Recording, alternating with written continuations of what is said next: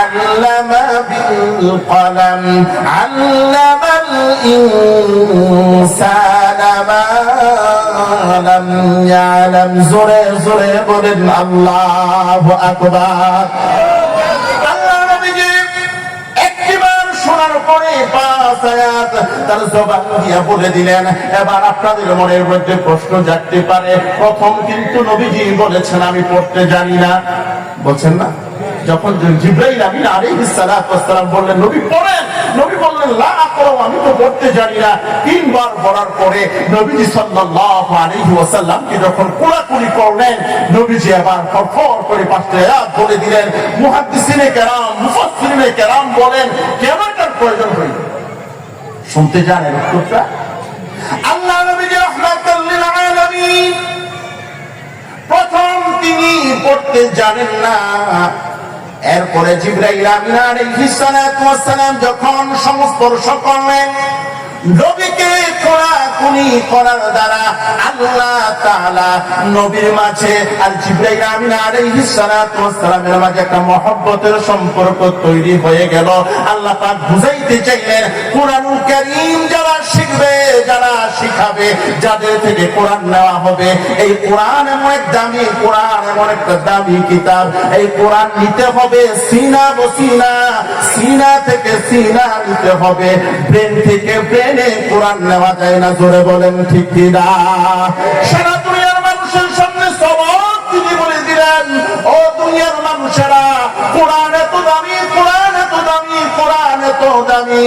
কোরআনুল কারীম যদি হেফজ করতে চাও, কোরআনুল কারীম যদি আত্মস্থ করতে চাও, কোরআনুল কারীম যদি নিজের জীবনে ফিট করতে চাও, প্রতিফলন করতে চাও, যার কাছে কোরআন শিখবা, যে আলেমের কাছে কোরআন শিখবা, যে হাফেজের কোরআনের সাথে কাছে কোরআন শিখবা, যে ইমাম সাহেবের কাছে কোরআন শিখবা, মক্তবে গিয়ে গিয়ে যেই এরকম ভাবে মুদাররিসের সামনে তুমি কোরআন শিখবা, ওই কোরআন এমন ভাবে শিখবা যেন তোমার সাথে ওই ইমাম সাহেবের আলিমের সাথে একটা সম্পর্ক তৈরি হয়ে যায়। জোরে বলেন সুবহানাল্লাহ।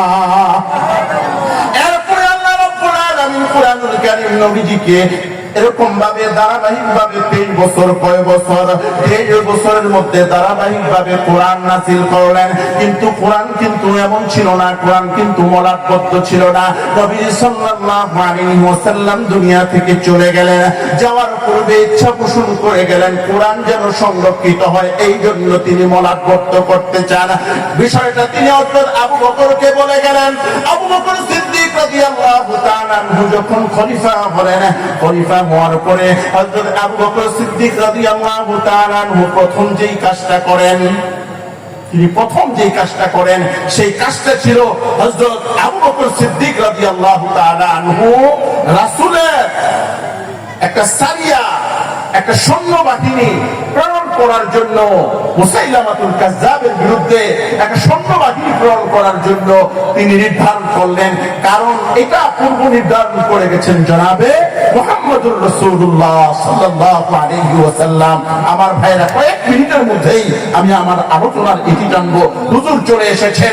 রাসূল কারীম সাল্লাল্লাহু আলাইহি ওয়াসাল্লাম তৎকালীন জমানার ভণ্ড নবী মুসাইলামাতুল কাজ্জাবের বিরুদ্ধে তিনি একটা সৈন্যবাহিনী প্রেরণ করে গিয়েছিলেন। আবু বকর সিদ্দিক রাদিয়াল্লাহু তাআলা আনহু খলিফা হওয়ার পরে প্রথম তিনি বললেন, যেহেতু রাসূল সৈন্যবাহিনী তৈরি করে গেছেন, আমার প্রথম কাজটা হবে সেই মুসাইলামাতুল কাজ্জাবের বিরুদ্ধে যুদ্ধ ঘোষণা করা, যুদ্ধে পাঠিয়ে দেওয়া। সেই যুদ্ধে তিনি প্রায় 1400 সাহাবী, কয়জন?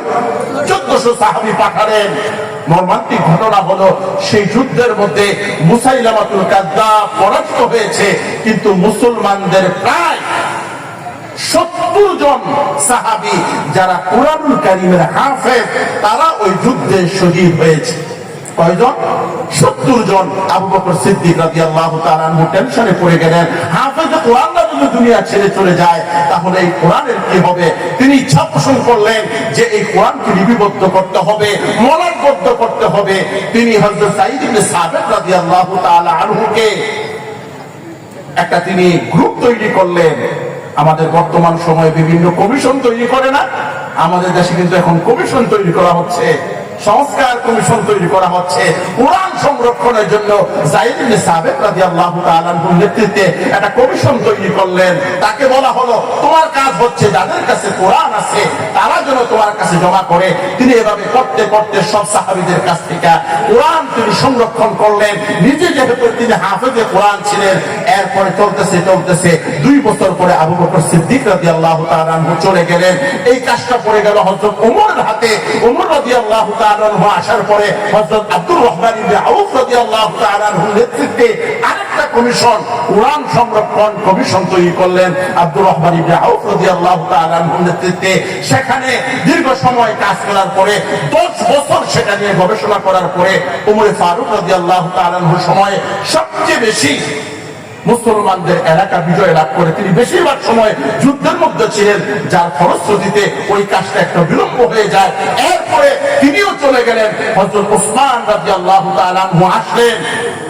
তিনি খলিফা হওয়ার পরে সর্বপ্রথম তিনি যে কাজটা করলেন সেটা হলো আবু বকর সিদ্দিক, ওমর রাদিয়াল্লাহু তাআলা আনহু, এরপর ওসমান রাদিয়াল্লাহু তাআলা আনহু। এই যে বর্তমান সময়ের যে কোরআন আমাদের সামনে, সেই কোরআন তিনি তার গঠিত কমিশনের মাধ্যমে আমাদের সামনে এই পর্যন্ত এসেছে। চিল্লায় বলেন সুবহানাল্লাহ, আরো জোরে বলেন সুবহানাল্লাহ।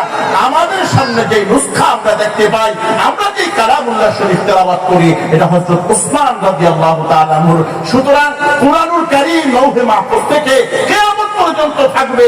হাফেজে কোরআনদের মাধ্যমে আল্লাহ পাক সারা পৃথিবীতে কিয়ামত পর্যন্ত সংরক্ষণ করবেন। আপনাদের সামনে রওজাতুল আতফাল যে তাহফিজুল কোরআন মাদ্রাসা, সেটা তারই একটা নমুনা। আলহামদুলিল্লাহ, আপনাদের এলাকার প্রতিষ্ঠান। আমরা সকলেই এই রওজাতুল আতফালের জন্য দোয়া করি। আজকে আলহামদুলিল্লাহ এই মাদ্রাসা 10 বছর পূর্তি উপলক্ষে আজকে এই চমৎকার আয়োজন। আমরা সকলেই এই রওজাতুল আতফালের জন্য দোয়া করি। নিজেদের সন্তানদেরকে কোরআনের হাফেজ বানানোর জন্য চেষ্টা করি। মনে রাখতে হবে আল্লাহ পাক সবাইকে কিন্তু হাফেজ হওয়ার সুযোগ দেন না। আল্লাহ পাক যাকে চান, যাকে মহব্বত করেন, ভালোবাসেন, সে হাফেজে কোরআন হবে। আমরা আমাদের সন্তানদেরকে হাফেজ বানাবো তো ইনশাআল্লাহ, মাদ্রাসায় ভর্তি করবো তো ইনশাআল্লাহ। আল্লাহ পাক তৌফিক দান করুন। ওয়া আখিরু দাওয়ানা আলহামদুলিল্লাহি রাব্বিল আলামিন। আসসালামু আলাইকুম ওয়া রাহমাতুল্লাহি ওয়া বারাকাতুহু।